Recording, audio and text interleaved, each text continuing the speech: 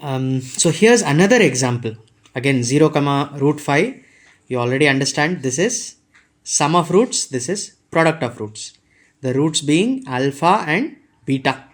So alpha plus beta is 0, alpha beta is root 5. Now again we'll put the standard formula k open bracket x square plus b by a x plus c by a, where a, b and c are coefficients of the quadratic expression ax square plus bx plus c, that we already know. So this is the form of quadratic polynomial obtained from the relation between sum and product of roots with its coefficients. So let us take the sum of roots. Alpha plus beta is equal to minus b by a, we know, and the value given is 0. But we don't want minus b by a. What do we want? We want a plus b by a. When we want plus b by a, we will change this sign to negative minus 0, which is again 0, because 0 is neither positive nor negative. So in place of b by a, we are supposed to put 0. Okay, so in place of b by a, we have put 0. And now let us take alpha beta.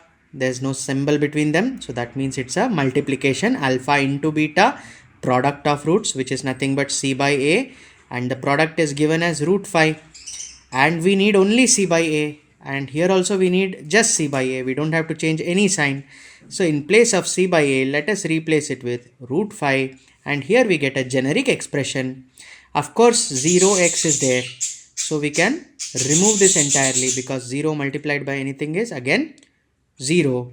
So k open bracket x square plus root 5, where k is any integer constant or even a real constant. So now let us take some example. Let us put some k values. So k is equal to 2.